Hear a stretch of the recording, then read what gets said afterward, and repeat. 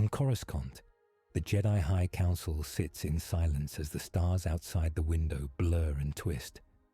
Yoda closes his eyes and sees not the Clone Wars, but another distant world where glowing stones bend life and death. He feels a wound in the Force there growing fast, a wound that could shatter not only their galaxy but all others. The Council agrees to act and gathers around a ring of kyber crystals, joining minds and power to open a path. With a deep crack of light and a sickening pull, the Council chamber rips from Coruscant and slams into a new sky, and every master feels the pain echo through the Force. The Council chamber appears above a strange city of glass and steel towers, hanging in the air for a breath like a floating temple. Outside, it is midday over New York. People on the streets point up and panic. Cars honk. Phones rise to film the sudden round building in the clouds. Sirens start. The air hums with helicopters and drones. Inside the chamber, the Jedi brace themselves. Grand Master Yoda grips his chair. Mace Windu rises at once, hand on the hilt of his purple lightsaber. Ki Adimundi, Plo Koon, Shark T, Kit Fisto, Sacy Teen, Agan Kola, Stas Ali, Coleman Kakaj, Oppo Rancisis, Depa Bilaba, and Eathcoth all stand, robes swaying as the floor tilts. Location? Mace asks, voice hard. Different, this place is, Yoda says. Same Force, but twisted by other powers, strong and wild. Below, a red and gold streak shoots up from one of the towers. Tony Stark flies in his Iron Man armor, heads-up display full of alerts. Okay, Tony mutters. Random space donor over my building. Jarvis or Friday or whoever is running things today, give me a scan. Unidentified structure, the AI answers. Composition unknown. Gravity field anomalous. No known match. Tony slows, hovering near the Council chamber. His faceplate flicks open as he stares at the round room floating in the air. Avengers, this is Stark, he says over comms. You might want to look up. We have a flying conference room. Down on the street, Steve Rogers, Captain America, looks up while guiding people to safety. The shield is on his arm. Natasha Romanoff, Black Widow, is at his side barking orders to police. A green blur leaps between rooftops.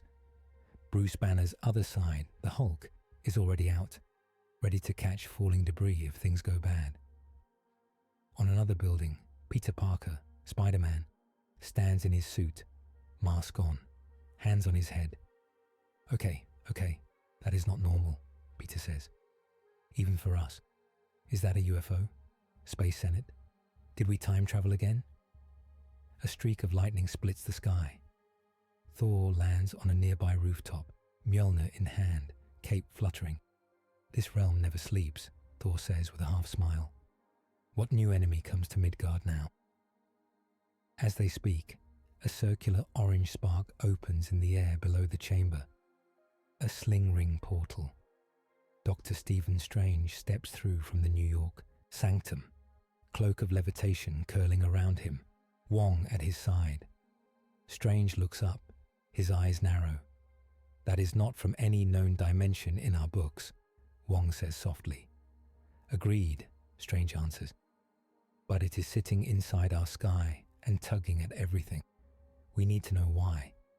He lifts his hands and sends bands of orange energy up, probing. Inside the chamber, the Jedi feel the touch. Plo Koon's hand goes to his breathing mask. This energy, it is not the Force, but it brushes against it. Kit Fisto grins, though his eyes are serious. At least it is not droids. Mace Windu steps forward. We must make contact. Hiding will only make these people more afraid. He looks at Yoda. Yoda nods once. The Masters spread out into a circle. They reach out with the Force and gently guide the chamber down, like lowering a shuttle. The round room sinks through the clouds toward the top of Stark Tower and the glowing portal. On the Avengers channels, voices overlap. "Tony, it's moving," Peter yelps. "Everyone, hold positions," Steve says. "We don't know if they're hostile." "Assume nothing," Natasha adds, "but be ready for everything." The council chamber touches down on a reinforced rooftop near Stark Tower, shaking the building. Glass trembles. Anti-air guns rise from hidden bays but stay still under Tony's command. The door of the Jedi Council chamber slides open. A wind rushes in. The city noise hits like a wave. Car horns, sirens, distant shouting. Strange, harsh smells of fuel and metal mix with the clean hum of Stark tech. One by one, the Jedi Masters step out onto the roof. Tiny, green Yoda with his cane. Tall, stern Mace Windu with his shaved head and steady eyes. Ki-Adi-Mundi with his tall skull and white beard. Plo Koon in his mask and goggles. Shakti, red and white Montrals crowned with headtails. Kit Fisto, green and calm. Saisi Teen, Agen Kolar, Stas Ali, Coleman Kikad, Oppo Rancisis with his long tail, Depa Billaba, and Eth Koth. They stand together, robes blowing in the wind, lightsabers at their belts. Iron Man hovers above them, repulsors glowing. Thor lands nearby with a crash. Captain America walks forward, shield ready. Black Widow takes a flank position. Spider-Man clings to a support beam above. Hulk crouches like a loaded spring at the other end of the roof. Doctor Strange and Wong stand by their portal, hands ready. It is an instant poster shot. Jedi Council on one side of the roof, Avengers on the other, the New York skyline behind them. Nobody speaks for a moment. Then Steve steps forward, calm but firm. "I'm Captain America," he says. "Who are you, and why are you in our sky?" Mace meets his gaze. "We are the Jedi Council, guardians of peace and justice in our galaxy." Tony lets out a short laugh. "Great. Space wizards. Did we miss a memo?" Yoda steps closer, cane tapping on the roof. He looks very small, but the air itself seems to listen to him. "Far from your world, we come," Yoda says, "but close to danger you are. A wound in the Force, here we feel, strong and growing." Strange's eyes tighten at the word. "The Force. The energy that binds all living things," Shakti says gently. "You have powers here as well, different but linked." Strange studies them, then glances at Wong. They're not lying. Whatever the Force is, it is real, and it is screaming right now. Before more can be said, the screaming gets louder. It comes from below. On the streets, thin cracks of violet light open in mid-air like torn glass. People run. Cars slam into each other. From the cracks, twisted shapes begin to crawl through. They look like a mix of droids and alien beasts. Metallic claws, glowing purple eyes, bodies made from scrap and rubble, powered by some strange energy. They move with the hard precision of machines, but howl like animals. Peter swallows. "Okay, that's new." Tony's HUD fills with red alerts. Strange feels the Sanctum Ward strain. "The wound," Plo Koon says. "It has followed us." "No," Yoda says softly. "Open by us. It has been made worse." The first wave of creatures climbs fully through and drops onto the streets. They start tearing into cars and walls, attacking anything that moves. Steve does not wait. "Avengers, move!" He sprints for the edge of the roof and jumps, shield up, landing hard on a lower platform. Thor calls lightning. Iron Man dives, repulsors blazing. Spider-Man swings off, web lines flashing. Hulk roars and leaps. Black Widow runs for a stairwell, heading down with guns drawn. Mace turns to the other masters. "Council, we cannot stand aside." Lightsabers snap to life. Blades of blue, green, and purple light hum in the air. The color washes over the roof and reflects in the Avengers' eyes. For a heartbeat, Strange just watches, stunned. Then he opens 3 portals at once, dropping Jedi and Avengers straight toward the streets below. Codex note: the Force flows into this new realm, but must share space with its native energies, making some Jedi gifts weaker and others oddly amplified. The battle hits the streets like a storm. Steve slams into the ground and slides, shield first, knocking one of the metal beasts into a car. Hulk lands on another and crushes it flat. Thor comes down with a crack of lightning that shatters 3 at once. A creature leaps at a crowd of frozen people. Spider-Man swings in, kicks it away, and webs a barrier around the civilians. "Everyone get behind the webs," Peter shouts. "Yes, they're safe. Mostly. Probably." Mace lands in a calm crouch, purple blade cutting the legs off a creature that charges him. Plo Koon lifts his hand and hurls 2 more into a war with the Force. Kit Fisto moves with a grin, deflecting glowing projectiles back into enemy chests. The Jedi fight to disable, not to kill, even as metal and energy break around them. Thor watches one of the beasts fly apart under an invisible shove. "You wield a force akin to magic," he calls to Kit. Kit blocks a swipe and shrugs. "We just call it the Force." On a nearby corner, Black Widow fires quick bursts into weak joints in the metal bodies, finding spots that break them down. Shakti lands beside her, palm out, gently sliding civilians away with a telekinetic push. "Neat trick," Natasha says. "Saving lives," Shakti answers. "It is our first duty." Up above, Iron Man scans one of the cracks in the air. "Strange. I've got weird readings. This looks like our space, but not. Like 2 radio stations playing on top of each other." Strange floats near one of the ruptures. Runes spinning around his hands. These are dimensional fractures, but they're threaded with something new. This Force is tangled in them. And something else. Something hungry. He sees shadows moving behind the crack. Not just machines. A dark shape with many eyes that looks back. Strange flinches. Wong steadies the spell. Mace cuts through another wave and looks around. "These things do not feel like any Sith craft," he says, "but there is anger in them, and fear." Oppo Rancisis coils his long tail around a wrecked car and uses the Force to push it, blocking advancing creatures from reaching trapped civilians. Depa Billaba and Eth Koth stand back to back, blades spinning. Steve glances around between shield throws. He sees the Jedi all across the street, moving with teamwork even here. "Okay," he says over comms.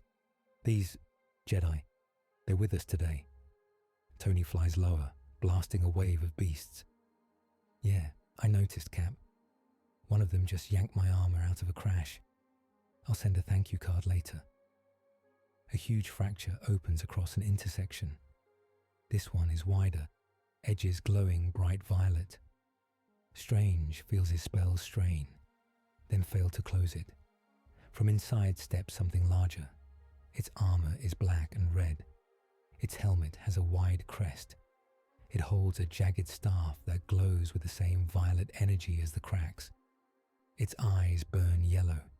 It is not a Sith, but it looks like one of their dark knights merged with alien war tech. "People of this world," the figure's voice booms out from built-in speakers. "You stand in the path of the convergence. You will feed it or be swept away." Mace Windu steps forward, saber low. "Identify yourself." The figure tilts its head. "I am Nehlis Var, Herald of the Void Convergence. This tear between your realm and others will grow. Your world and theirs will be fuel." Kit Fisto mutters, "Not a great sales pitch." Thor rests Mjolnir on his shoulder. "Herald, then. I have found that heralds break as easily as their masters." The herald lifts the staff. A wave of violet energy slams out. It knocks cars over. It sends Hulk skidding back. It tears pieces of the street up into the air. The Jedi feel it hit their senses like ice water. The Force itself shivers. Yoda's eyes widen.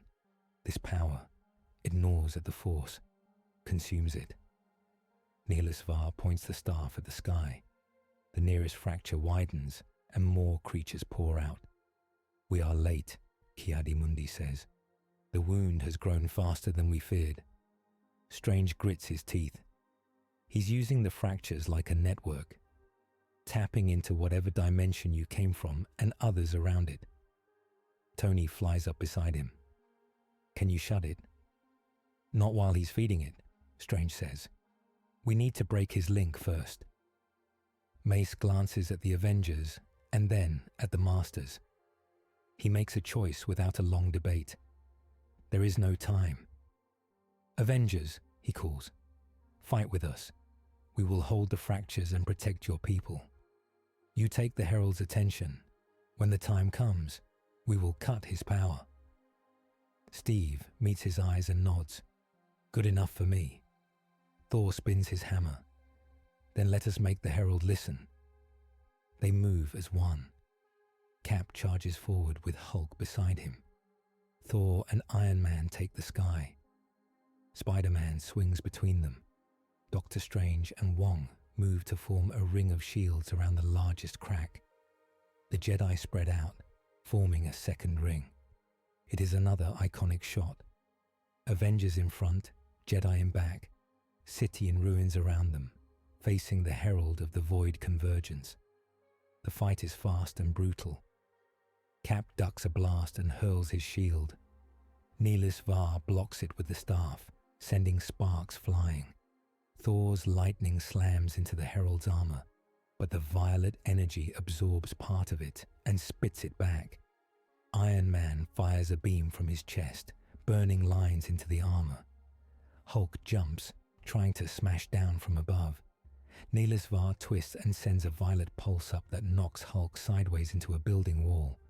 Spider-Man webs the herald's legs, yanks, and shouts, "Now!" Mace and Kit move in, sabers slicing at the staff. The violet energy flares.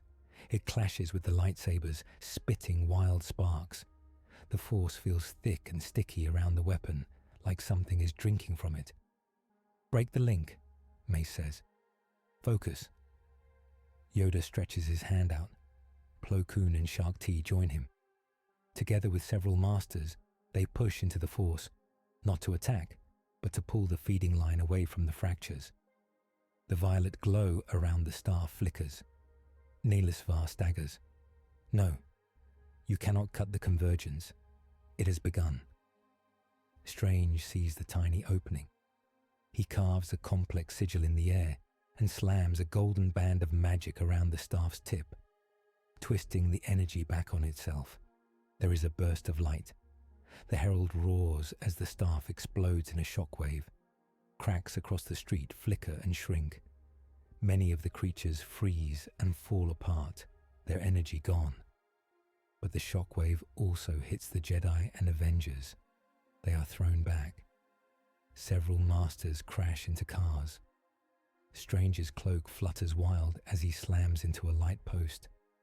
Cap's shield goes flying. When the light fades, Neelis Var is gone. In his place is a black scorch mark and a lingering tear in the air, small but stable, hovering over the broken street. Yoda leans on his cane, breathing hard. "And this has not," he says. Strange pushes himself up. "That tear, it's tied to your chamber." Tony's scans agree. "Yeah, congratulations. You guys are now part of our space-time problem." Sirens approach. Drones buzz overhead. News choppers circle. The first battle is over. The city is shaken but not destroyed. The Jedi have helped. The Avengers have stood firm. But the cost is already clear. There is now a permanent wound hanging over New York, humming with mixed force and Marvel energy, and the whole world has seen the strangers who brought it. Up to now, the Jedi Council has arrived on Earth, fought beside the Avengers, and learned that their attempt to heal a distant wound has made a new one in this universe. Hours later, a secure meeting room deep inside Stark Tower hums with pressure. The room's walls are lined with screens. One shows the street tear, heavily guarded by SHIELD units and Stark drones. Another shows news channels from across the world. Every language, every time zone, all replaying the floating chamber and the glowing swords. Nick Fury stands at the head of the table, one eye on the screens and one on the guests. On one side sit Tony Stark, Steve Rogers, Natasha Romanoff, Bruce Banner, Thor, and Peter Parker, with Doctor Strange and Wong leaning against the back wall. On the other side, in simple chairs that look almost too small for their presence, sit the Jedi Masters, Yoda, Mace Windu, Ki-Adi-Mundi, Plo Koon, Shakti, Kit Fisto, Saesee Tiin, Aken Kolar, Stas Ali, Coleman Kakaj, Oppo Rancisis, Depa Billaba, and Eth Koth. Fury folds his hands. So, Jedi Council, you say you're here to stop some kind of cosmic wound. From where I'm sitting, you brought it. Mace does not flinch. We sought to reach the source of a dark pull in the Force, a rip between realms. We did not intend to harm your world. Intent and result are different things, Fury says. Right now, every government on Earth is asking me if those cracks are your weapons. Tony drums his fingers on the table. I told them that if they were weapons, we'd be dead already. But the PR situation is not great. Steve looks at Mace and Yoda. Help us understand. What exactly were you chasing when you came here? Yoda glances at the other masters, then nods. The Force, we serve. Flow through all life it does, but felt we did a vacuum. A place where life and the Force are taken, not given.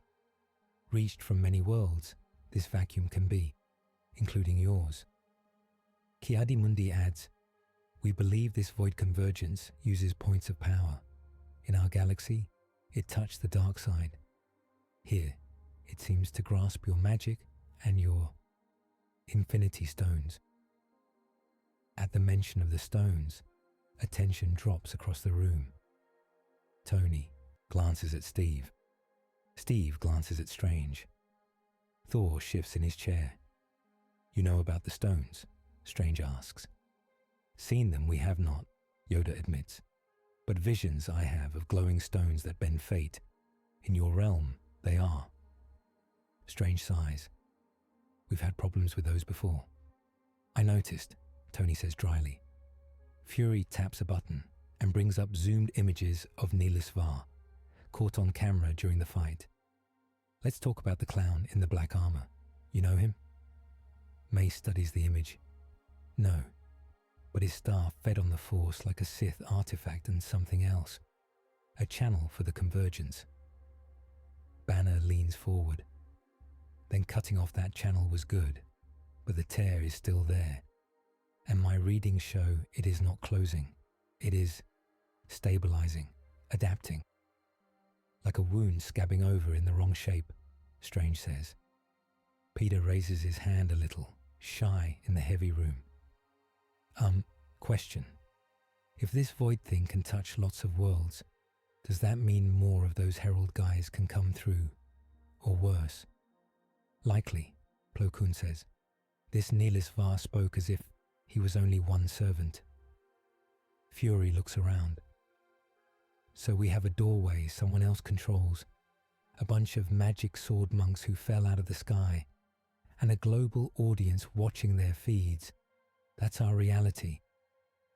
Natasha looks at the Jedi, eyes sharp. What's your responsibility here? You tried to fix this from your side and instead dropped the problem on ours. Are you staying to clean it up?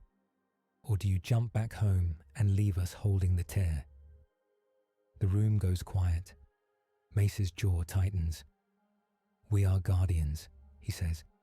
We do not run from the consequences of our choices. We will help you close this wound. Yoda nods slowly. Stay, we must. until safe your world is again, and ours. Fury's gaze is steady. Then we're stuck with each other for a while. Tony looks almost amused. Could be worse. At least they have decent fashion sense. Steve gives him a look. Tony lifts his hands. I'm just saying, if we're doing this, we need a plan. Step 1, figure out what this void is. Step 2, find where it's anchored. Step 3, hit it so hard it regrets touching our universe. Not so simple, Shakti says. This convergence uses fear, anger, and death. It feeds on war and despair. Hitting it hard may make it stronger, if we are not careful. Thor nods grimly. Many powers across the realms are like that. They drink battle and sorrow. Strange draws a diagram in midair with glowing symbols. The tear over New York is one node. There may be more forming. Some could be in other countries. Some could be in other dimensions linked to ours. Wong adds, the sanctums can sense some, but not all. This force of theirs complicates the patterns. Peter rubs the back of his neck. So, mission statement. Find the other tiers, stop people from freaking out, and punch any herald. Guys in the face, gently, with science and magic. Banner gives a small smile. That's one way to put it. Fury looks from Avengers to Jedi. Here's how I see it. We have 2 options. 1, we treat you, he nods at the Jedi, as a hostile force and try to lock you down until we understand you. Tony mutters, not my favorite option. 2, Fury continues, we treat you as temporary allies with very sharp edges. We work together to map this problem, but you follow some rules. You don't mess with people's minds. You don't take over governments. You don't bring your war here. Mace leans forward. We did not come to rule you, Director Fury. We came to stop something that can end us both. And yet, your presence already broke more than one thing, Natasha says. So forgive us if we ask for limits. Yoda lifts a hand. Understand, we do. Limits, accept. We must, if trust we wish. Steve nods. We kept working with people we didn't fully trust before. SHIEL and even the UN after Sokovia. But it always came down to this. We protect people. That's the line. We share that line, Depa Bilaba says quietly. We may differ on methods, but the purpose is the same. Thor grins. Then we stand as one battle host, warriors of Earth and of the stars. Tony points at Yoda. House rules also include no chopping robots in half inside my lab without asking. Just saying. Kit Fisto actually laughs. We will try. Fury nods once. Fine. First joint operation. We map the cracks, see where they are. We hit a small one together and test what works. Strange closes his eyes. I can feel at least 2 other weak points. One near the ocean, one inland. We start with the weaker one. May stands. Assign us where we are needed. Our skills differ, but we will adapt. Good, Fury says. Just know this. Some people will see you as saviors now. Others will see you as invaders. The world will react. Governments, gangs, cults. Some will try to use you. Some will try to kill you. Oppo Rancisis' tail curls. We are used to politics and war. Fury gives him a dry look. You haven't met ours yet. They rise. The meeting ends with no real rest, only a path forward. Outside, the news keeps rolling. The first day of Jedi on Earth is not over, and already the world is choosing sides in its mind. The first joint mission comes 2 days later. A small town on the coast is wrapped in fog. People have gone missing. Local fishermen report lights under the waves and strange whispers. The tear here is weaker than New York's, but it is growing. On a cliff above the sea, the team assembles. Iron Man hovers above. Captain America, Black Widow, and Spider-Man stand near the edge. Doctor Strange and Wong trace sigils in the air. Hulk waits further back to avoid scaring the locals more than necessary.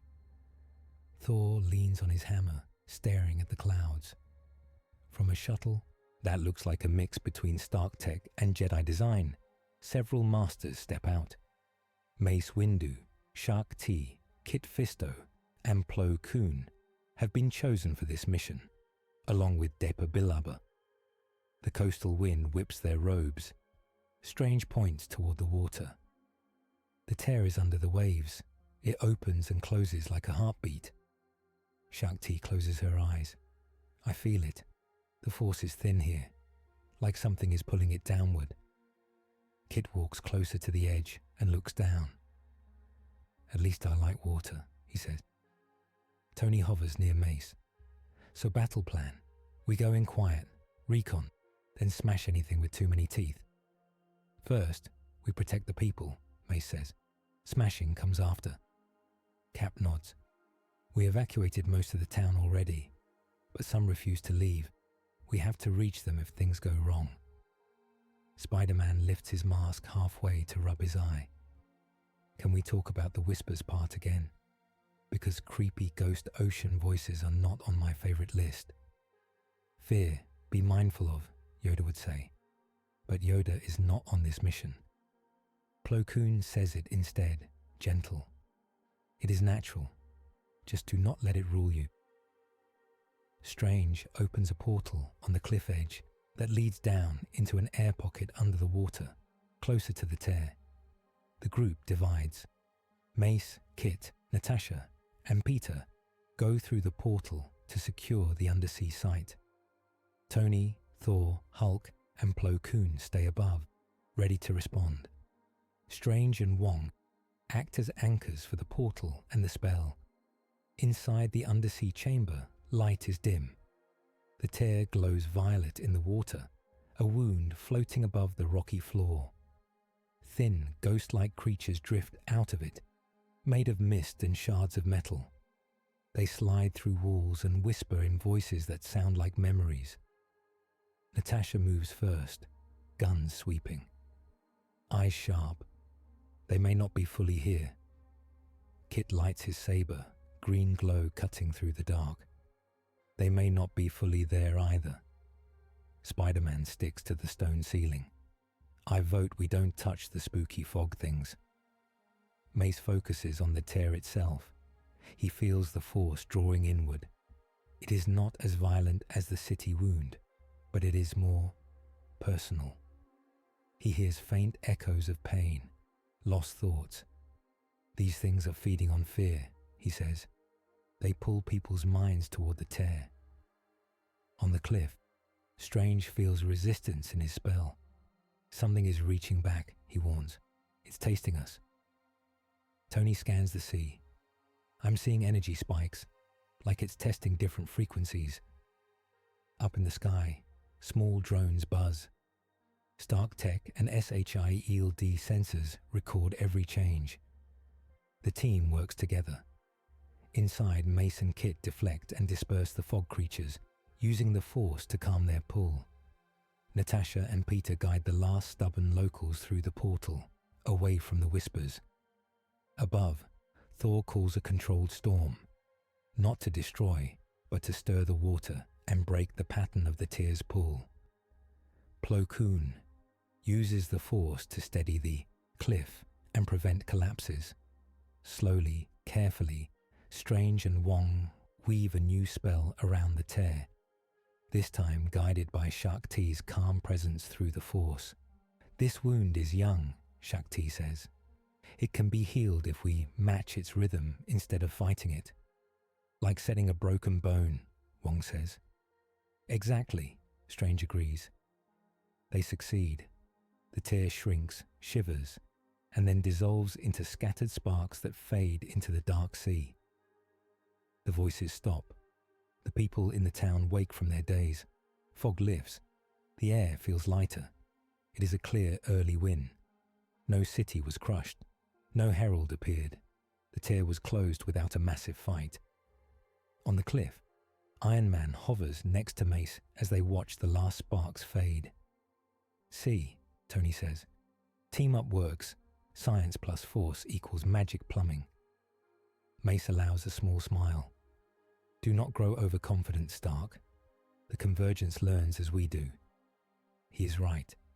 Even as they celebrate, deep in some unknown space between universes, Nelusvar, or whatever remains of him, whispers to his unseen master about what happened. The void convergence shifts.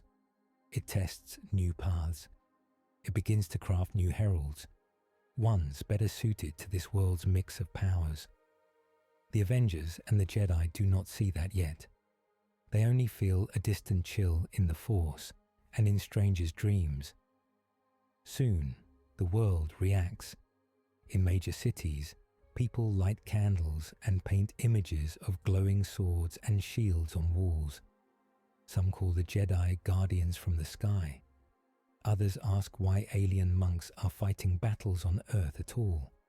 Governments call emergency meetings. Some demand control over the Jedi. Some want them gone. A few secret groups start searching for weak places where they can tap into the new energy for themselves. At Stark Tower, a different kind of argument brews. In a lab full of screens and holograms, Bruce Banner and Shuri, brought from Wakanda to help, stand surrounded by data. On one wall, there are graphs of force fluctuations. On another, readings of magic density from the sanctums. On a third, maps of tier locations. Yoda sits in a small chair, eyes closed, listening. Banner talks into a recorder. "Log entry," he says. "Subject: the convergence threat and Jedi limits. We have confirmed that the void convergence can drain both local magic and this force thing.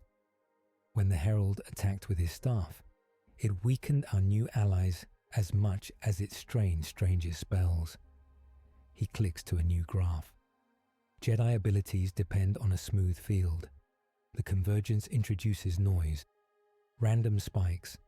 It makes their precognition unreliable. They can still push and pull things with their minds, but large-scale visions are fuzzy or gone.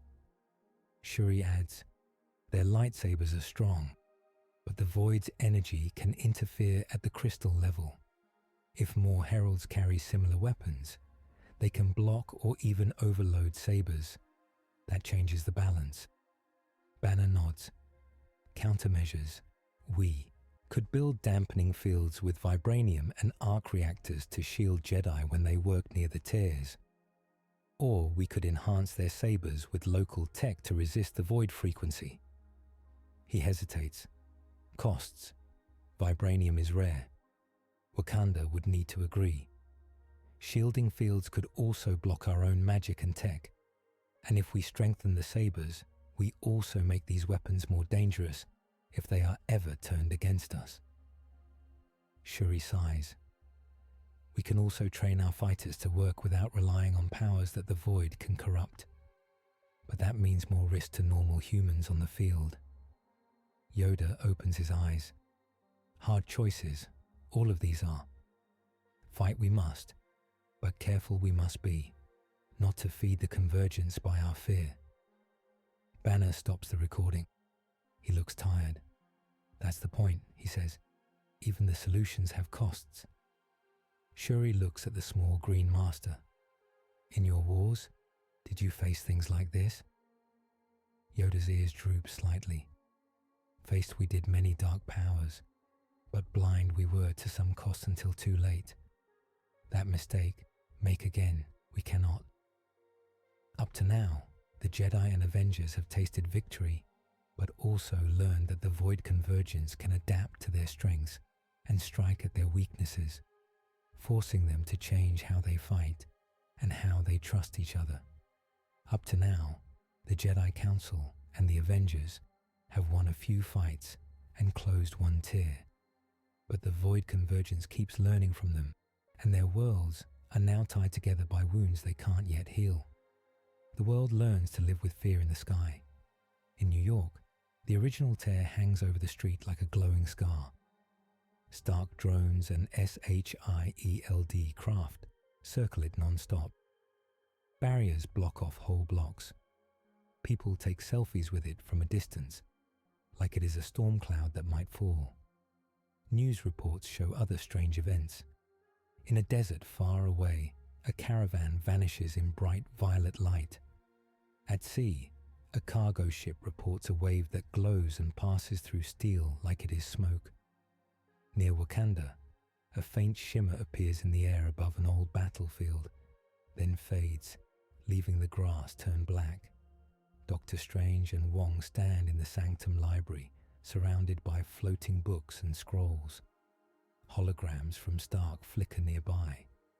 Strange's face is drawn, eyes red from lost sleep. There are now 9 weak points and 3 stable tiers, Wong says. New York, the coastal town, and 1 somewhere in orbit. Strange traces lines in the air. They're not random. Each one touches some strong source. Old magic, Stark tech, Wakanda's shield. That orbital one might be near an old SHIELD station. He sees something else. Thin threads connect some of the nodes, a pattern like a net. The convergence is building a web, he whispers. When enough strands light up, it will pull. Yoda, sitting on a floating cushion nearby, opens his eyes. Feel it, I do. In the Force, a great tide is rising. He looks small in the big library, but the room seems to bend around his presence. Strange turns to him. If we don't cut this net, what happens? Worlds collide, Yoda says. Or be drained they will. From many realms life taken, to feed the void. Strange swallows. And your choice to come here gave it a stronger anchor. Yoda's ears sink. Yes. Strange could blame him. Instead, he just nods. Then we fix it, together. Not everyone agrees with that, together. In a high-tech meeting room in a sleek government building, leaders from several countries argue. On huge screens, footage of the Jedi plays, lightsabers, force pushes, floating rocks. General Ross points at the screen. These are unregistered weapons, walking weapons. You saw what one shockwave did to New York. We need control. A diplomat from another nation shakes her head. They also saved thousands of lives. So did these Avengers. We cannot treat them all as enemies. A third leader, older, fingers steepled, watches quietly. Control and trust are both needed, he says. But if we grip too tight, we may break the hand that saves us. Ross snorts. I'm not saying fire on them. I'm saying a leash, collars, a joint command. Sokovia Accords 2.0, but bigger. He brings up another image. A draft order. Global response framework. All superpowered individuals and extraterrestrial actors will operate under direct authority of the Council. The world, slowly, is breaking into sides. Some want safety through control. Some want freedom and trust.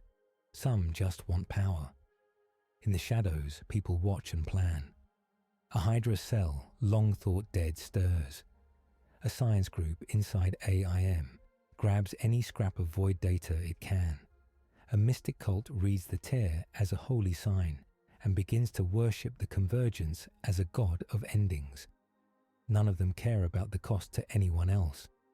They only see opportunity. At Stark Tower, the cost becomes real. A new alarm sounds.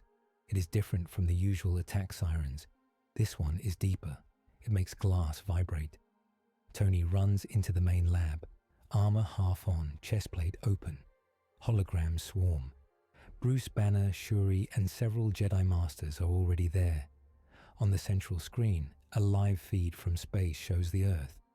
Far above the blue curve, a violet tear opens near a dead SHIELD station. It's growing fast, Shuri says. Faster than New York ever did. Banner points at the readings. And it's linked. See these spikes? When the orbital tear flares, all the others pulse with it. May stands with arms crossed. Then this tear is the center, the leader. Strange arrives through a portal, cloak swirling. It's at a crossroads between your galaxy and ours. The Convergence is using it as a hinge. Tony's faceplate snaps shut, so we close it. He turns to the Jedi. Can you fly that chamber into space? Ki-Adi-Mundi nods. Our chamber was ripped from Coruscant, but its systems still work. With your help, we can make it space-worthy in this realm. Tony grins under the mask. Space wizards in a flying conference room. I've had worse Thursdays. Steve joins them, shield on his back. We can't all go up there. Someone needs to stay down here to guard the other tiers and keep people calm. Mace thinks fast. We split. Some masters go with your team to the orbital tear. Others stay on the ground. But understand this, the void will not let us strike its heart without a price. We're used to prices, Steve says quietly. The first big choice appears. There are two main threats at once.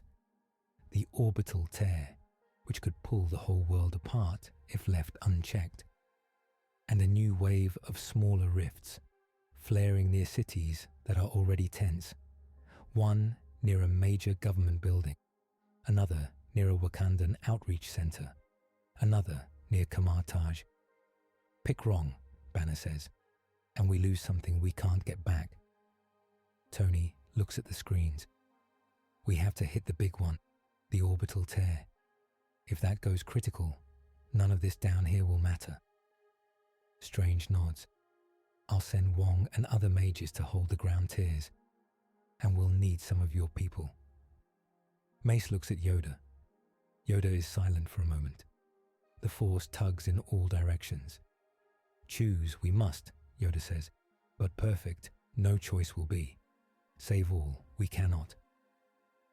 In the end, the plan is simple and painful. The council chamber, now wrapped in Stark thrusters and Wakandan shields, will go to the orbital tear. Jedi and Avengers will ride it. Yoda, Mace, Plo Koon, Shak Ti, and Kit Fisto will go with Tony, Steve, Thor, and Strange. Oppo Rancisis, Depa Bilaba, Eith Koth, Sacy Teen, Aegon Kolar, Stas Ali, Coleman Kekaj, and Ki-Adi-Mundi will stay on Earth, spread out with Wong, Black Widow, Hulk, Spider-Man, Black Panther, and others to hold the ground. Yoda feels the pull. He wants to stay and protect the people he can see, but the orbital tear calls louder. Go I must, he says. At the center, needed I am. Depa looks worried. If the ground teams fail, then many will die, Mace finishes. And if we fail above, the many include us all. There is no good answer, only a better and worse loss. They move. The launch is fast. On the roof of Stark Tower, the round Jedi chamber now looks half like a starfighter and half like an office. Arc reactors glow along its rim. Vibranium plates cover weak spots. Inside, control interfaces mix clean holograms with old metal levers. Iron Man and War Machine lock into space frames. Thor stands ready by one of the open viewports. Steve straps in with a simple harness and his shield. Doctor Strange and Yoda sit near the center, ready to guide. Mace, Shak Ti, and Kit check systems with Plo Koon, who takes a pilot seat. Tony's voice comes over the internal speakers. All right, people. Jedi ship is fueled. Thrusters are go. If this thing falls apart, I blame the 5,000-year-old wiring. Plo Koon's mask crackles with dry humor. Your repairs will hold, Stark. Better, Tony says. I have a reputation. The engines fire. The chamber lifts, slower this time, under controlled power. It rises above the city, leaving the New York tear behind. It climbs past the layer of drones and planes. Clouds fall away. Below, the world shrinks. On the ground, Hulk watches them go and feels helpless. Black Widow stands beside him, guns ready, eyes on the nearest street shimmer. "Hope they can do their part," she says. "Then we do ours," Hulk rumbles. He turns toward the rising glow of a new tear in the distance and starts to run. Space is quiet, but not calm. The chamber reaches orbit. Stars spread out. The Earth glows below, blue and white. Ahead, the orbital tear is visible even without sensors. It looks like a crack in glass, slowly widening. Around it, chunks of old station metal drift. Strange can feel it. The tear is not just open. It is humming like a heart. The rhythm matches the pulses they see in every other tear. "That's the core," he says. "If we sever this, the web loses its center." Yoda nods. "Close it, we must. Or shape it, at least, to stop its feeding." Mace checks his harness. We go in. Kit looks at the emptiness outside. Always wanted to fight in space. Tony's voice is more serious now. "We need a plan. Strange, can you wrap the chamber in a spell and push it into the tear without all of us turning into dust?" "I can try," Strange says. "But the void is waiting. It will fight back." They do not get to test the plan in peace. The tear flares. Violet light spills out. From the wound, new shapes pour. These are not ground beasts or fog ghosts. These are armored figures like Nihilus Var, but sleeker and more adapted. Some have wings made of hard light. Others have extra limbs that twist into cannons. Their eyes glow a deeper yellow. They form a loose ring around the tear. "Heralds," Yoda says. "More of them." One steps forward. Its armor has strange symbols etched in a pattern that makes Strange's head ache. "You approach the heart," it says in a layered voice. "You should not have come." Tony fires a warning blast. "We get that lot." Thor floats out of the chamber into space, Mjolnir pulling him. Lightning crackles even here, dancing along the hammer. "This is where we stand," Thor says, "for Midgard, for all realms." The fight in orbit is unlike any before. Iron Man and War Machine weave through the heralds, firing beams and missiles. Thor hurls bolts of lightning that jump between armor plates. Steve uses his shield as a gliding tool, bouncing from exposed bits of station to strike at heralds that get close. The Jedi move through zero gravity with the Force. Mace and Kit push off surfaces, spinning, sabers cutting through armor joints. Shakti uses the Force to twist heralds away from the tear, trying to pull them out of position. Plo Koon stays near the chamber, protecting it from blasts. The heralds adapt. When Iron Man fires a strong beam, two heralds cross their staffs and turn it aside. When Thor's lightning strikes, their armor plates shift to ground it into space. One herald copies a Jedi Force push in crude form, using void energy to shove Steve back into the chamber wall. Yoda floats to the center of the chaos, eyes closed, hands out. He touches the Force and the void at once. He feels something like teeth closing around his mind. He fights it, pushing light into the cracks. The tear flickers. For a moment, it shrinks. Down on Earth, all the other tears flicker too. Weak spots around the world dim. In Wakanda, Shuri sees screens dip. In Kamartaj, Wong feels the strain ease. On New York streets, Hulk and Black Widow see the big city tear pulse. "It's working," Hulk says. But in space, the convergence fights back. The tear surges. A spike of violet energy lashes out and strikes Yoda full on. The little master is thrown backward. His body shakes. For a heartbeat, his eyes go blank white. "Yoda!" Mace shouts. Kit pushes off and grabs him, pulling him back toward the chamber. Yoda's hands twitch. His connection to the Force feels burned, like nerves cut and slowly regrowing wrong. The tear roars. The heralds press harder, sensing weakness. Strange grits his teeth. He draws on every spell he knows, forming a dome of golden bands around the chamber and the masters. The void presses in like a heavy weight, trying to crush it. "Hold them!" Strange shouts to Thor and Tony. "I need a channel to the core." Thor heaves a herald away with a hammer throw. "You have it, wizard." Tony burns his last heavy missiles, blasting a path through the herald ring. War Machine takes hits meant for him and grunts in pain. Inside the chamber, Yoda breathes shallow. "Still here I am," he whispers, "but dim, the force has become." Mace's voice is tight. "Can you continue?"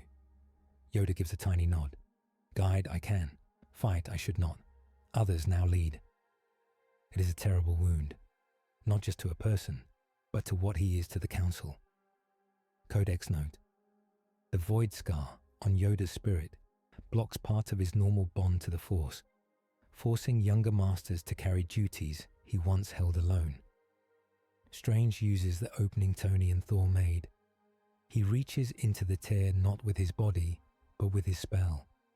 He threads bands of magic into the core of the convergence node. He feels the void, cold and endless, pushing back. He also feels faint echoes of stars and worlds on the other side. The Jedi galaxy, other realms he does not know. He makes a choice. He twists his spell not to destroy, but to reroute. He bends the core link away from Earth's magic lines and deeper into the Jedi side, which is already wounded. The tear shrieks. On Earth, all the other tears flicker again. Some close halfway. Others snap shut for a brief moment before reopening weaker. There, Yoda's old galaxy, somewhere, someone might be feeling a fresh strain. But that story is far away. The orbital tear shrinks to half its size. The heralds scream in silence. Their armor cracks. Two shatter into fragments. The rest pull back, trying to guard the wounded core. "We did it," Tony says. "We hit the heart." "Not fully," Strange says, sweating. "I changed its weight. We bought time. But we also tied your galaxy to this fight more deeply." Mace looks at Yoda. Pain and duty cross his face. "A price was paid. We did not ask our people. They will bear it," Yoda says softly, "as we must." The orbital skirmish ends with the tear wounded, but not dead. The heralds retreat into it. The chamber limps back toward Earth, shields dented, power low. Down below, the ground teams are bloody. In New York, Hulk is panting. He's cut in places that do not heal fast. His green skin is marked with faint violet lines that itch under his control. Black Widow's arm is bandaged, and her bullets worked only part of the time. Spider-Man's suit is ripped. Wong has a deep burn on his side. They held most tears, but not all. One small tear near a major government center was left with only limited defense because they simply did not have enough people. An unknown group reached it first. They took samples of the void energy in secret and vanished. That choice, to save the many over one spot, leaves a hole that someone else will fill. Up to now, the Avengers and Jedi have struck at the heart of the convergence and hurt it, but at the cost of Yoda's strength, their own blood, and new pressure placed on the Jedi's home galaxy, while enemies on Earth begin to use the gaps they cannot cover. The split in the world becomes open. In a huge hall at the United Nations, delegations sit behind little flags. Cameras are everywhere. The New York tear hangs in the background sky, visible through tall windows. At a central podium, a speaker presents the Global Response Framework. It looks a lot like the draft Ross showed before, but now it has more support. "We cannot leave the fate of our world to a handful of unaccountable individuals," the speaker says. "Even if they mean well, we must bring all enhanced actors, Avengers, sorcerers, And even these Jedi under global command, for stability, for peace. Some leaders clap, others look unsure. Steve stands in the back of the hall with Natasha, listening. His jaw is hard. "This again," he says. Natasha shrugs. People reach for control when they're scared. Up in the gallery, some citizens hold signs. "Welcome Jedi," one reads. Another says, "Earth for Earthlings." A third says, "No gods, no wizards, no masters." In a side room, away from cameras, another meeting takes place. Mace, Shaak Ti, and Ki Adimundi sit across from Nick Fury, Tony Stark, and Doctor Strange. On a screen, T'Challa, the Black Panther, joins by secure link from Wakanda. Fury lays it out. "The world wants to put all of you under a single chain of command, including us. I'm not thrilled about that either." Mace frowns. "We cannot answer to a council that may demand actions that go against the Jedi Code. We have seen what happens when we serve politics over the Force." Strange nods. "And I cannot let a political body control magic access. They don't even understand the rules." Tony leans back. "Play along, and we keep our freedom in practice at least. Refuse and they start treating us like enemies, and you like invaders." T'Challa's voice is calm. "You have protected many, but the fear is real. Perhaps a middle path, shared protocols, voluntary reporting, not chains, but bridges," Ki Adimundi considers. "If we do nothing, we leave the field to those who want control. If we accept everything, we lose our mission. Some balance is needed." Mace looks at Fury. "What do you need from us? Truly?" Fury is honest. "I need you to show the world you respect our laws. No mind tricks on leaders, no private armies, no secret bases in countries without consent. You work with us, not above us." Shaak Ti nods slowly. "We can agree not to rule, to act only to protect. But if your council orders something that will doom many to save a few rich cities," Mace asks, "we will not obey." Fury meets his gaze. "Then we will have a problem. But that problem is better than the void eating us all while we argue." Another path appears. Some heroes and leaders want order through a stronger framework. Others, like Steve, lean toward freedom and trust. The Jedi stand between, unwilling to be weapons, unwilling to walk away. This split spreads. Some Avengers quietly support the new framework if it keeps panic low. Others fear it. Some nations start building their own response teams without telling anyone, using void data they stole. Small cults praise the convergence as a cleansing fire, saying it will sweep away the overpowered and the unworthy. And deep, in the spaces between, the void listens. It notices that more fear, anger, and division flow when people argue about control than when they fight monsters. So it begins to appear not just in physical tears, but in dreams, in nightmares that push leaders toward harsher choices, in visions that tempt people with simple answers: obey us and be safe, or reject us and be lost. The war is now inside minds as much as on streets. One night, Doctor Strange dreams. In the dream, he walks through a cosmos of fractures. Each tear shows a different world. Some he knows: Asgard, a destroyed Titan, the mirror dimension. Others are strange: a galaxy full of ring-shaped ships, a city built on the back of a giant creature, a vast temple of light. In the center hangs the void. It is not a shape, it is an absence, a sphere where no stars shine. Lines run from it into many worlds like roots. A voice speaks. It is not Nicholas Var. It is older. You pull at one root, it says. You move the weight, but the growth continues. You cannot undo the convergence. You can only decide who feeds it. Strange turns slowly. Who are you? I am the shape of hunger between worlds, the voice says, named differently in many tongues. Here you call me Void.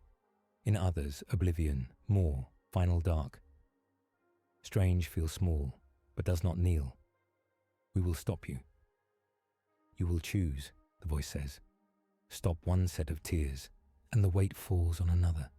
Save your Earth, and the Jedi's galaxy burns. Save both, and I grow through others. Refuse to choose, and I take pieces of all. The void shows him images, a version of Earth crumbling, another where the Jedi's Coruscant is torn apart, another where both survive, but many smaller worlds die unseen. Each choice carries loss. Then another voice breaks in, not louder but clearer. Strange looks up and sees a tall, cloaked figure standing on nothing above the void. His skin is pale, his eyes sad. He feels old, like time itself. I am a watcher, the figure says. I do not interfere, I observe. But I warn you, sorcerer, your worlds stand at a convergence point. The choice you make will echo in many realities. Strange clenches his fists. Help us. I cannot, the watcher says, but you can guide where the weight falls, and you are not alone. The force that your Jedi friends serve also has will. Listen to it, and to your own world. You must find a path that does more than save a single city or a single law. The dream breaks. Strange wakes in the sanctum, sweating. Wong is already there. Yoda sits in a chair, awake, as if he felt part of it. Dream you had, Yoda says. Warning it was. Strange nods. The void can't be erased, only redirected, and there are watchers above even it. Wong frowns. Then what is our job? Not to save everything, Strange says. To speak for what kind of loss we can accept, and to fight so the choice stays in our hands, not the void's, not some council's. Yoda taps his cane. Then a convergence, coming it is, a moment when all paths meet. He looks toward the window, where a faint glow shows the New York tear. Prepare we must to guide it, or be crushed by it. Preparation begins. Travel scenes thread the world. In Wakanda, Jedi walk through fields of vibranium towers with Shuri and T'Challa. They test shields that can bend void pulses and force pushes at once. Kit Fisto laughs as a blast he throws bounces off a dome and harmlessly scatters. In Kamartaj, Mace and Shakti train with sorcerers. They learn how their force pushes can work with sling ring portals, redirecting enemies into empty deserts instead of city streets. Wong watches them with cautious respect. On the helicarrier, Steve and Black Widow drill new mix squads.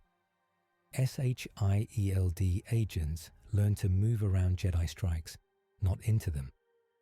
Jedi learn to listen to human, tactical signals, not only the Force. In Stark's labs, Iron Man and Banner build small devices that hum in a familiar way to the Jedi. Void dampeners, Banner explains. They won't block everything, but they can give you a few seconds of clean force use near a tear. The cost? Mace asks. Power drain, Banner says, and if the Void learns the frequency, it could flip them and use them against you. Mace pockets one anyway. We will use them only when needed. On a mountain somewhere remote, Yoda, with his strength reduced, meditates. He reaches out not across stars, but across the two worlds he can still touch. He feels fear in both, anger, resolve, love. He cannot command them, but he can be a quiet stone in the river. He whispers into the Force, guide us, not to victory without cost, to the choice that keeps hope alive. Then the convergence event begins. It starts with the New York tear. On a clear day, the wound in the sky suddenly flares bright. Streetlights flicker, birds drop from the air stunned. A low hum fills every ear. In the sanctum, Strange stumbles. It's time. In Wakanda, Shuri looks up from her consoles. We're getting resonances from all nodes. In orbit, the half-healed tear pulses and sends a beam of violet light down toward Earth, connecting with the New York wound. Other tears respond. Thin pillars of light shoot up from various places. The coastal town, Kamartar's sky, the government center, the ocean point, hidden nodes nobody had found. They all link into a lattice of light and dark around the planet. From space, Earth now looks wrapped in a glowing cage. In the Jedi's old galaxy, unseen, a faint echo appears in their sky as well. The convergence is reaching both realms at once. Strange feels it, a countdown already running. We can't stop this, he says. It has passed the threshold. All we can do is go into it. The Avengers and Jedi gather in Stark Tower once more. The mixed team is larger now. Iron Man, Captain America, Thor, Hulk, Black Widow, Spider-Man, Doctor Strange, Wong, Black Panther, Shuri, and others. The Jedi Council members who can still fight: Mace, Shaktai, Kit Fisto, Plo Koon, Depa Billaba, Eth Koth, Saisi Teen, Agan Kola, Stas Ali, Coleman Kekaj, and Oppo Rancisis. Yoda sits with them, weaker but still present. Fury gives the short version. Here's the situation. The Void Convergence is pulling on every tear it made. In minutes or hours, we don't know. It will try to resolve.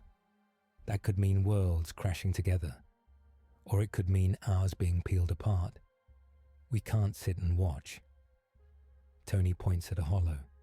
We found a pattern in the pulses. There's a central control room in the void structure. A kind of heart where decisions get made.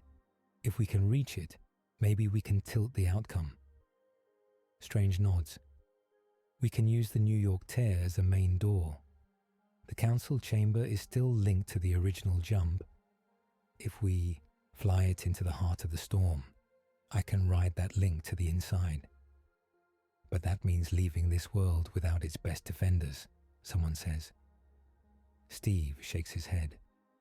Not all of us. We divide again. A small spear team goes into the void heart to face whatever rules it and try to steer it. Everyone else holds the world together on the outside. Protect people from fallout. Stop cults and thieves. Keep governments from doing something stupid. Natasha smirks faintly. That last bit is the hardest. Mace looks at Yoda. Council. Yoda nods slowly. Go, some of us must. Stay, others will. Into the storm, walk we must. Or let it choose for us, we will. The convergence operation is set. A spear team, Strange, Tony, Steve, Thor, Mace, Shakti, Kit Fisto, Plo Koon, and Black Panther. They will ride the chamber through the main tear into the void heart. Support teams: Hulk, Black Widow, Spider-Man, Wong, the rest of the Jedi, and many others. They will guard key tear sites, protect civilians, and stop any group from abusing the chaos. It is a plan built from both universes' strengths and flaws. It relies on courage and brains, and accepts that not all lives can be personally watched. They move toward the storm. The journey to the convergence is not like going to space. The council chamber rises again, engines straining as the New York tear pulls at it like a tide. Below, streets empty as people take shelter. Above, the wound grows from a scar into a whirl, its edges stretching across the sky. Lightning that is not lightning crawls between clouds. Inside the chamber, the spear team stands in a circle. Strange stands in the center, hands up. Golden lines already spin around his fingers. Yoda sits nearby, ready to guide, but not to lead the effort. These lines are the rules of our magic, Strange explains. The Force is your path. The Void is the storm. We have to walk both without being pulled under. Mace nods. We have done worse in war, but not with stakes so large. Tony adjusts his suit. Just remember, if anyone starts glowing purple and growing extra eyes, we blast first, ask questions later. Steve gives him a look, but does not fully disagree. Thor smiles grimly and grips his hammer. We ride into the storm as a unified host. That is what matters. Black Panther checks his claws. We carry not just ourselves, but the hopes of our people. Kit Fisto breathes out slowly, and we really try not to die. Outside, the chamber reaches the tear. The view goes white. There is a lurch. For a heartbeat, gravity vanishes. Then the ship is somewhere else. Inside the convergence, there is no up or down. The chamber floats in a space full of broken images. Fragments of worlds drift by like shards of glass. A street in New York, a hallway in the Jedi temple, a piece of a Wakandan tower, a bit of alien city, a slice of some unknown forest.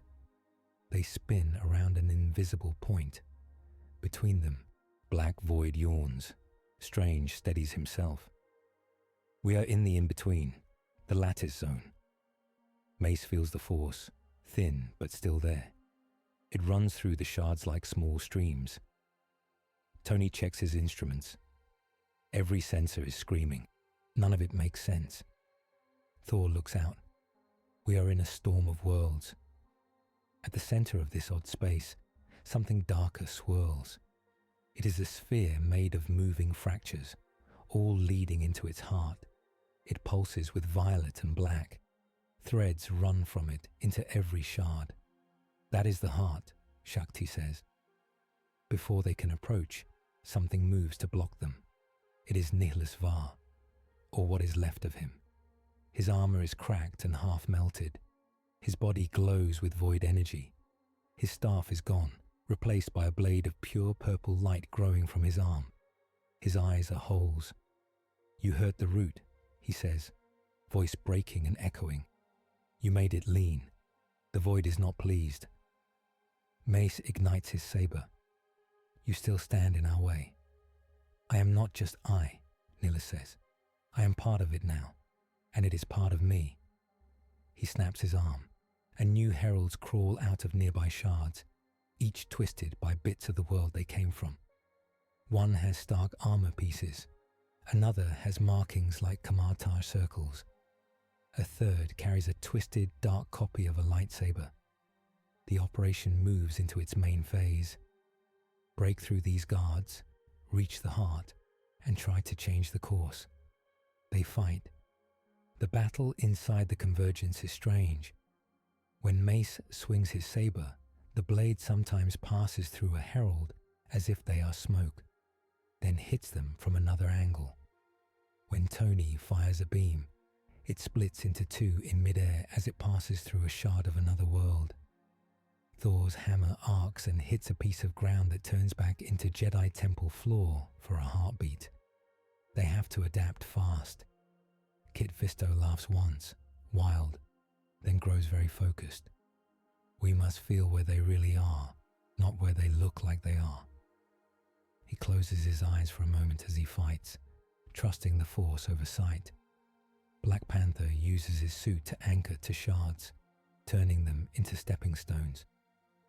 Steve throws his shield, and it bounces off fragments of worlds as if they were walls, striking heralds from impossible angles. Strange, open, short portals not to Earth, but between shards, letting allies leap 3 places at once. Nihilus Var now uses the void to copy some of their moves. He twists space around a strike, sending Mace's blade into a shard of Coruscant floor instead of his chest. He drags a bit of Stark tech into his arm and uses it to fire a crude repulsor blast. The fight is a puzzle and a clash at once. As they struggle, the heart pulses faster. Outside, on Earth, the storm grows. Tears everywhere widen. Buildings shake. People pray. Others loot. Some stare up in awe. Support teams rush. In New York, Hulk and Spider-Man hold back beasts and desperate civilians. Wong and several Jedi use combined magic and force to redirect falling debris and dull the worst shocks. Black Widow leads a squad to stop a cult that is trying to throw themselves into a street tear to join the new god. In Wakanda, Shuri and T'Challa activate giant vibranium domes, bending void pulses away from their city and redirecting them up into the sky. Ceci Tin and Depa Billaba stand on the walls, sabers ready, cutting down any corrupted constructs that fall from the haze. In Kamar-Taj, Wong and the remaining sorcerers hold portals open as safety paths for civilians worldwide. Oppo Rancisis coordinates Jedi and mages through the Force, treating the battle like a grand strategy board. They are all working at the limit of their strength. And still, the convergence builds. Halfway through the operation, the twist hits. In a hidden bunker under one of the government centers, a group of scientists and soldiers watch their own void machine. It is made from stolen data taken near earlier tiers. They believe they can use it to stabilize the convergence on their terms, to keep their nation safe, even if others fall. If we sync with the void frequency, we can steer it, one of them says. We can make our land a safe zone, a core even. They activate the machine. For a moment, it seems to work. Readings align. The local tear shrinks. Then the void laughs. The machine becomes another anchor point. The convergence latches onto it and uses it as a boost. The heart in the in-between surges, drawing more energy. Inside the convergence, Strange staggers. Something just gave it a push. On Earth, Shuri's screens spike. There is a human signal. Someone is feeding it from below. Fury shouts orders. Find that bunker. Shut it down. But it is too late to stop the jolt. The void heart glows brighter. Neelis Var swells with new power. His broken armor plates knit partially back together. He laughs, a horrible sound. You bring your own chains. I only hold them. The situation is now worse. They must still reach the heart, but the enemy is stronger. And now they know some humans are trying to ride the storm for selfish gain. Still, the spear team pushes.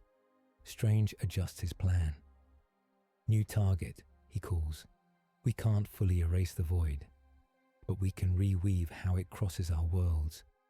We must change where its main roots sink. Mace grunts as he parries. Meaning? Meaning we look for a way to tie it to places and laws that can hold it, Strange says. Not let it free in open skies. Yoda, still in the chamber, speaks up. Like trapping a flood in channels we must. Wild river, guide we can, though stop it we cannot. Strange nods. Exactly. The heart beats faster. They finally force a gap in the herald line, leaving Neelis Var directly in front of the path to the center. He raises his blade arm. One more step, and you will be remade with me. May steps forward, Steve at his side, Thor overhead, Tony flanking. The Jedi and Avengers form a wedge. They charge. The clash is brutal and tight. Mace and Nihilus trade blows in twisted space, sabers and void blades sliding through fragments of worlds. Steve blocks a void strike with his shield, but the impact sends pain through his arm. Thor hurls his hammer again and again. Kit and Plo support with fast, precise cuts. Tony takes a risk, flying close to draw fire, letting his armor take hits. Black Panther slips through gaps, claws seeking weak joints. Finally, Neelis overreaches to strike Strange. Mace sees the opening. He steps in and brings his purple blade down with all his strength and will. The void blade shatters. Neelis Var's form splits in two. Void energy spills out like smoke. But as he dies, he reaches out and grabs Mace's arm. For every cut you make, he whispers, something bleeds. The energy jumps from Nihilus into Mace's saber hand. Mace cries out. In his mind, he sees glimpses of other worlds dying. He feels a piece of the void bite into his sense of balance. He remains standing, but his hand shakes. Strange pulls him back with a spell. You can't lead from the front anymore. Mace breathes hard. I will lead from wherever I must. With Nihilus gone, the path to the heart is open. They move toward the swirling center. As they approach, the whole convergent structure begins to respond. Beams of light from Earth's tears widen. The heart replaces some of its dark lines with brighter ones, searching for a new form. It is already activating. They are now moving inside a process that cannot be simply turned off. They must act while it runs. Power scaling, interlude. In a quiet corner of his mind, Tony's armor records a log. We are at the point where every major player is running on fumes. The Jedi's force sight is warped.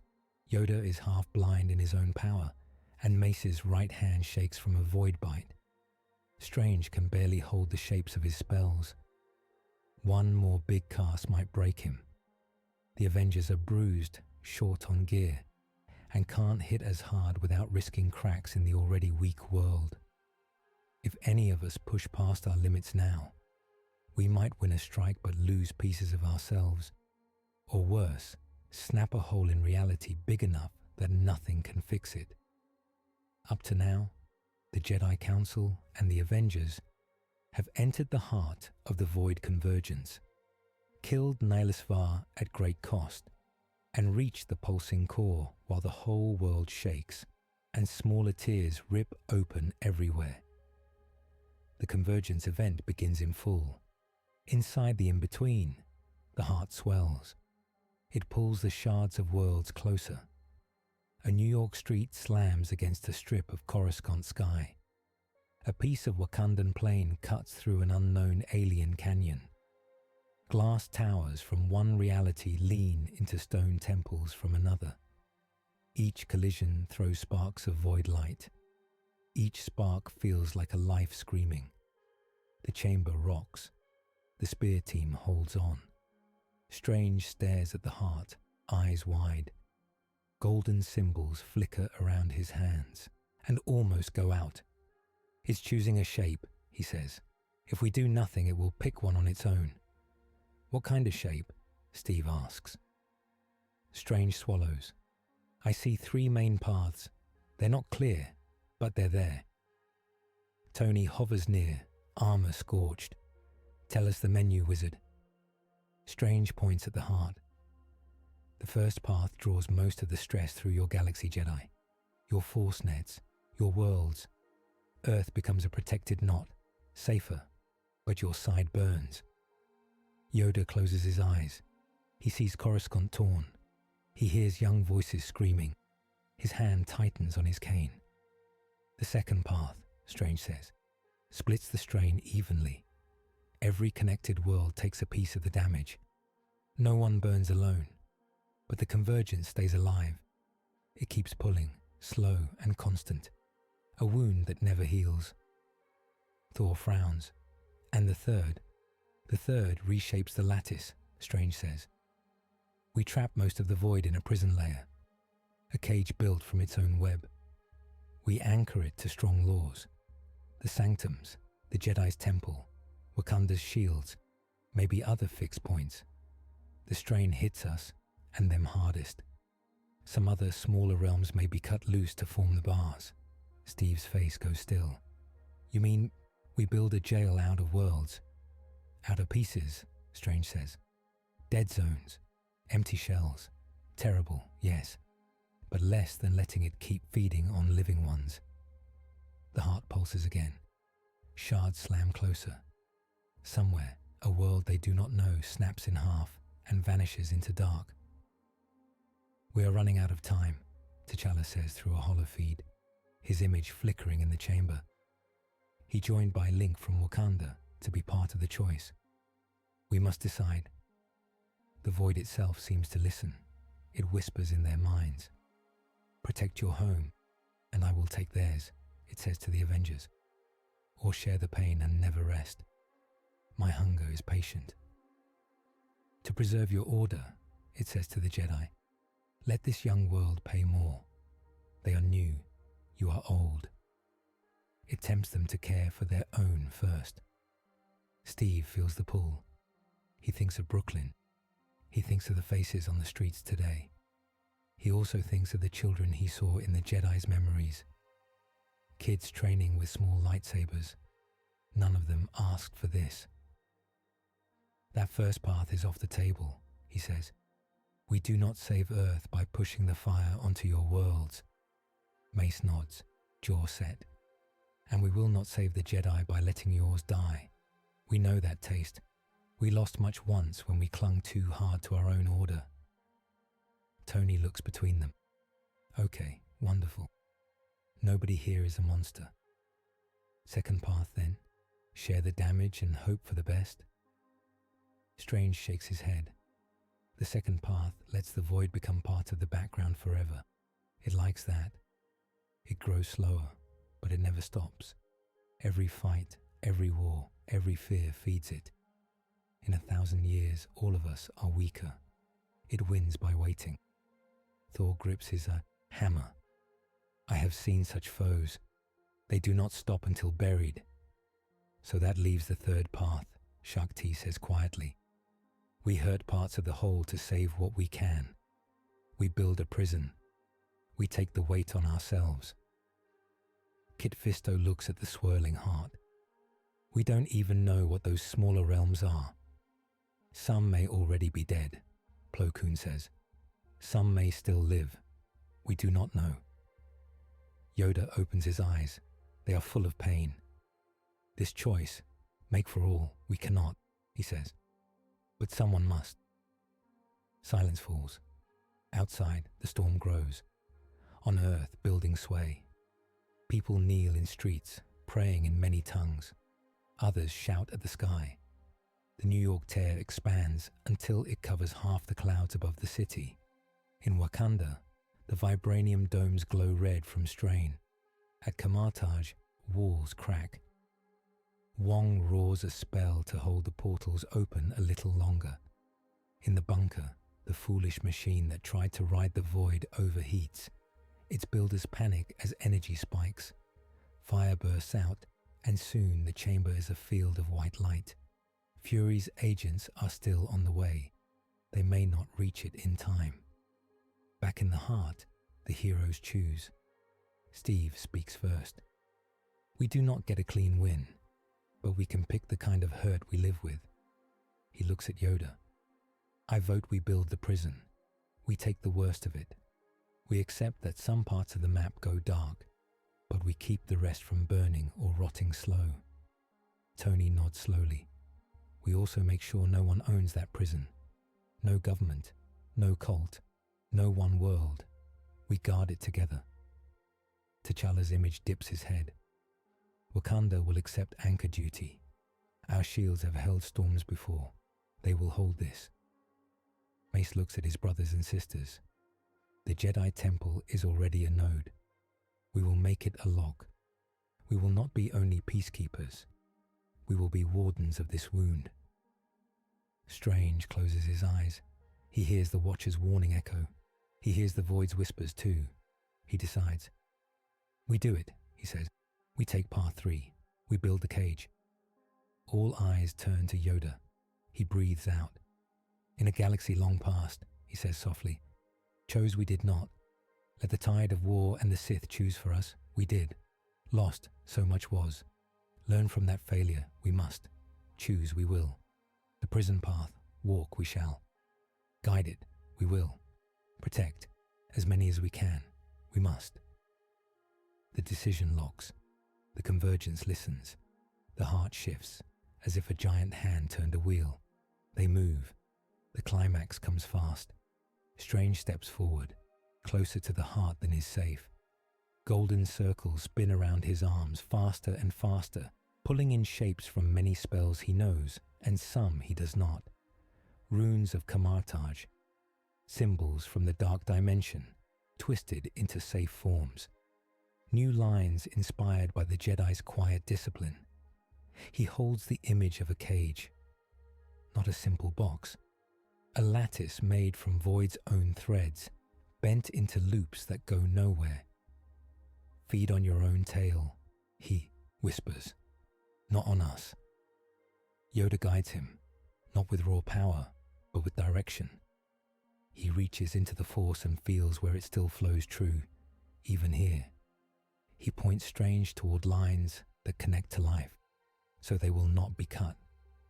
He points away from lines that are already thin, so the damage will fall more on the weak currents that do not hold many souls. Mace and Shak Ti stand nearby with sabers ignited. Kit and Plo guard the flanks.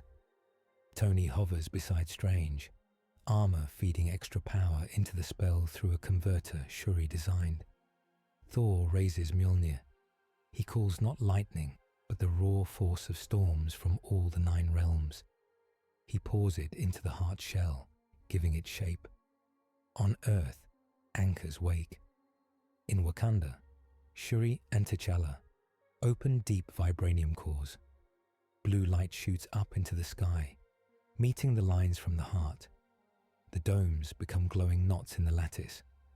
In Coruscant's temple, seen only in the Force, the old stones hum. Hidden kyber crystals in the floor glow.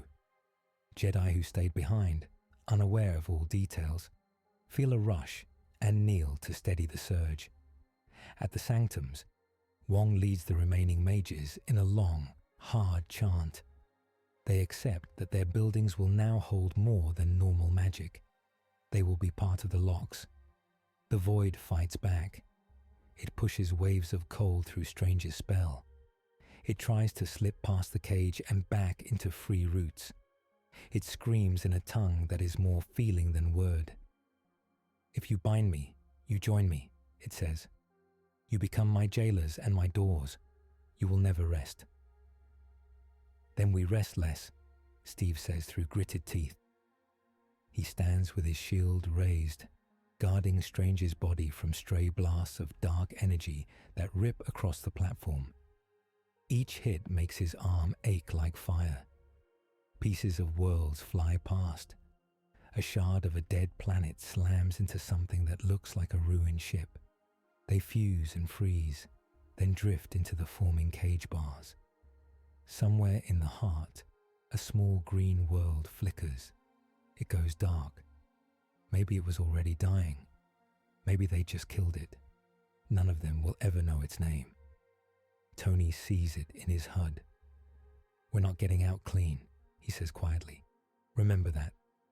"I will," Strange says. His voice is strained. "Push more."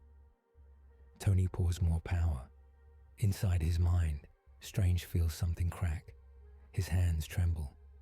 Blood runs from his nose. He's about to go past his limits. Wong feels it from far away. "Stephen," he says through the link, "if you go further, you may not come back whole." "If I don't, none of us will," Strange says. Yoda leans his small hand on Strange's arm. He shares a bit of calm. "Break you may. Break worse all will, if stop you do. Trust in your friends. Not alone you are." The others do their part. Mace pushes past the pain in his void-bitten hand, channeling the Force into one side of the forming cage. He accepts that part of his touch on the Force will never feel clean again. Shak Ti sends waves of quiet strength into the lines that touch living worlds, shielding them as best she can from the worst pull. Thor strains to guide storm power into useful paths, not wild bursts. His muscles shake. T'Challa keeps Wakanda's anchors stable despite severe strain on the shields. "Hold," he tells his people. "We hold for those who cannot." On the ground, Hulk catches falling buildings while void beasts lash out one last time. Black Widow leads raids on cult cells trying to open side tiers. Spider-Man swings non-stop, pulling people from danger, lungs burning. In the bunker, the stolen void machine finally explodes. The blast punches a small hole in the forming cage, sending a spike of wild energy down into that country. A whole district loses power, buildings crumble, but Fury's agents manage to evacuate many in time. Even here, choices matter. Strange screams. The cage clicks into place. The heart convulses. It shrinks, then spreads out into thousands of tiny black knots woven through the lattice. Each knot loops back into itself. The pillars of light around Earth dim. Tears across the world snap shut or collapse into thin scars. The glow around the planet fades from brutal violet to a faint shimmer. The roar stops. In the in-between, silence falls. The heroes float, panting, surrounded by a web of sealed lines. Strange falls to his knees. His hands shake. Some nerves no longer send clear signals. His magic still works, but something in his sense of space feels bent. Yoda slumps back in his chair. His breath is shallow, but there is a quiet peace in his eyes. The Force feels different to him now, more distant, but still there, like a song heard through walls. Mace flexes his hand. The void scar in it burns like cold fire.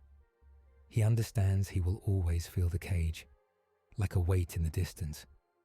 Tony checks his readouts. "We did it," he says. The main energy flow is inside that prison layer. The pull on Earth just dropped like a rock. "And on our galaxy," Shakti says softly. "The storm has eased. I feel it." Kit Fisto lets out a breath he did not know he held. "We're still here." Steve looks at the cage. "What did we just make?" "A duty," Yoda says. "For us. For those after us.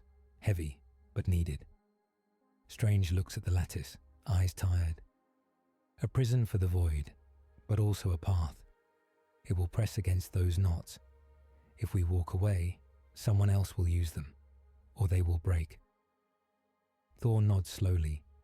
Then we swear to watch them, as long as we can stand. The chamber, drained and cracked, turns slowly toward home. Below, the world starts to settle. The aftermath is not clean. Days later, the sky over New York is blue again, but a faint, thin line of dim light hangs where the tear once was. It is small, like a healed scar. It does not hum anymore. People can walk under it without feeling main vertigo. But everyone remembers.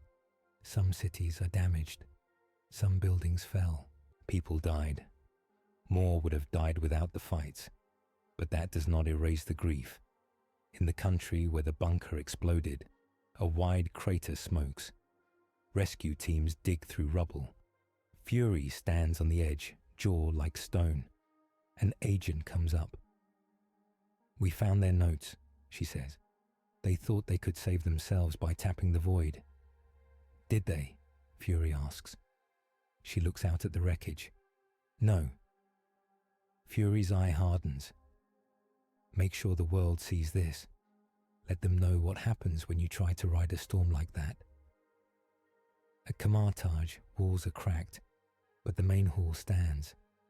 Wong walks through the courtyard with a limp. Strange arrives through a portal, a little slower than before. "You look terrible," Wong says. Strange smiles weakly. "You should see the other dimensions." They share a tired laugh. "How bad is it?" Strange asks. "We lost some of our order," Wong says, "but we stand. The sanctums now feel heavier. They pull at us with the weight of the cage." Strange nods. "We will need more hands to hold it. We can't do this alone." "We won't," Wong says. He looks up. Several Jedi walk into the courtyard. Shakti, Depa Bilaba, and Kit Fisto. They bow slightly. "We will help guard this side," Shakti says. "We know what it is to carry the weight of old prisons." At Stark Tower, Tony and Banner run scans. They confirm that void energy peaks have dropped to a low background level, like radiation near a stable but sealed core. "It's there," Banner says, "but contained. It will leak around the edges sometimes. Small events, weird storms, hauntings, but nothing like we saw. Tony nods. We'll build sensors, early warning. This is our life now. Steve stands on the balcony, watching the city move again. People go to work. Kids play. Some point up at the sky and talk about the broken line. Natasha joins him. Feels almost normal, she says. Almost, he agrees. They both know normal is gone for good. The world's answer comes slower. At the United Nations, the global response framework is rewritten. The original plan to leash every powered person and alien under one hard command dies under public anger and quiet pressure from Wakanda, the Sanctums, and others. Instead, a new charter forms. It is called the Convergence Accord. It states that any major threat that touches more than one realm, void, multiverse, or otherwise, will be handled by a joint council. Representatives from Earth's nations, from Wakanda, from the Sanctums, from SHIELD, or whatever rises from its shadow, and now from the Jedi Order. They will share information, share warning systems. Grounds rules are agreed. No one may open a major tear without consent. No one may weaponize void tech. No one may claim ownership of the cage.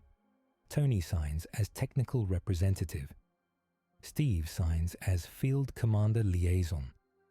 T'Challa signs as king of Wakanda. Strange signs for the mystic side. Mace Windu, with a bandage on his hand, signs for the Jedi. Fury watches it all with his one sharp eye. People will still try to cheat this, he says quietly to Natasha. But at least now, when they do, they'll have more than one group coming after them. In the Jedi Council chamber, which now rests on a new pad just outside Coruscant and can shift between galaxies with great effort, a debate happens. Some masters argue that they should pull back, heal, and leave this strange universe to its own path. Others argue that the convergence cage links them now. They cannot pretend the other world does not exist. Yoda listens and says less. He feels how much his wounds still hurt. In the end, they choose a middle path. Most of the council returns to their duties in their own galaxy. They have planets to protect, wars to calm, young knights to train. But a small group stays as a formal bridge to Earth. Shakti, calm and close to life. Kit Fisto, who has grown to enjoy the strange humour of some Avengers. Plo Koon, steady and thoughtful. Depa Billaba, to teach. A new young knight or two, eager and afraid. They set up a small Jedi enclave near one of the sanctums, with Stark and Wakanda tech helping shield it from casual view. Yoda returns to his galaxy, but leaves a part of his presence anchored to the cage. It is not a ghost. It is more like a soft, constant knock on the door of the Force at its weak points. When the void stirs, he will feel a faint echo, even far away. Mace barely rests. He takes a role on the Convergence Accord's inner ring, working with Fury, Strange, and T'Challa to watch new anomalies. His hand hurts each time the cage shifts. He uses that pain as a warning. If it grows sharper, something is wrong. Strange accepts that his magic has changed. He cannot cast some spells as smoothly, but he can see the lines of the cage more clearly than anyone. He becomes the first Warden of the Lattice, a title he did not ask for, but lives with. Thor visits less often. The realms are calmer for now, and he has his own people. But he keeps an eye on the strange scars in the Bifrost paths. The void touched them too. Tony keeps building. He and Shuri and Banner design monitoring systems that blink when void pressure rises. They also start sharing some tech with Jedi engineers who bring strange ideas from their own galaxy. Hulk tries to relax. He does not fully succeed, but he finds that some people are less afraid of him now, having seen Scarlet Tears and Heralds. He has become, oddly, a familiar sort of danger in a world that knows worse exists. Black Widow and Spider-Man keep handling the human side, stepping into rooms where void is just a word on a screen, and the real danger is greed or hate. T'Challa, as always, balances his people and the world beyond. Wakanda is now a shield others rely on. That changes how his nation stands, and not everyone at home likes that. The void cults do not all die. Some members scatter. A few cells go dark and quiet, planning for the long game. They talk about cracks in the cage that will appear in years or decades. They wait. In the dark hull of a hidden ship, drifting just outside the cage's main lines, an unknown figure studies stolen data from the destroyed bunker's machine. Their face is unseen. Their fingers trace the lattice diagram with hunger. Every prison has doors, the figure murmurs. All we need is one key. They turn away and vanish into shadow. The story is not over. Months later, in New York, a kid walks to school. She passes under the faint scar in the sky. It is so thin now that some days she forgets it is there. On others, it catches the light and glows, and she remembers sitting under a table while the whole building shook. On a wall nearby, someone has painted a mural. On one side, Captain America holds his shield up. On the other, a small green figure stands with a cane and a lightsaber at his side. Above them, a circle of symbols. A star, a hammer, a web, a strange eye, a simple Jedi emblem. The kid stops and looks up. She lifts a wooden broom handle she found. She holds it in both hands like a lightsaber at her side, then like a shield in front of her. She smiles. Her friend runs up, backpack bouncing. "Come on, we're late." "I know," she says. "I was just thinking." "About what?" her friend asks. "About all of it," she says. "Monsters in the sky, space wizards, heroes, cages, and how we're still here." Her friend grins. "Maybe one day we'll join them." "Maybe," she says. "Or maybe we just try to be good where we are. That matters too." They run off, laughing, under a damaged but peaceful sky. On a distant world in the Jedi galaxy, a young Padawan looks up at a faint, strange shimmer in their own night. Their master tells them a story about a time the council visited another realm, and how they helped cage a great darkness, not just for themselves, but for strangers. The Padawan listens with wide eyes. "Will it ever come back?" they ask. The master thinks of the cage, of the links to Earth, of the scars in the Force. "It will try," the master says. "That is what such things do. But there will be people in many worlds ready to stand against it. Jedi, Avengers, others we don't know yet." The Padawan nods. Somehow that is enough. Back in the in-between, deep inside the sealed lattice, the void curls around itself and waits. It cannot spread as it wished. It cannot drink as freely as before. But it can still taste fear when wars begin, still feel anger when hearts harden. It presses against its bars. They hold. For now. Codex note. In both the Marvel Universe and the Jedi Galaxy, the Convergence Cage is now a silent part of cosmic law, watched by a loose alliance of Avengers, Jedi, and mystics who accept that their new shared legacy is not victory, but endless chosen vigilance.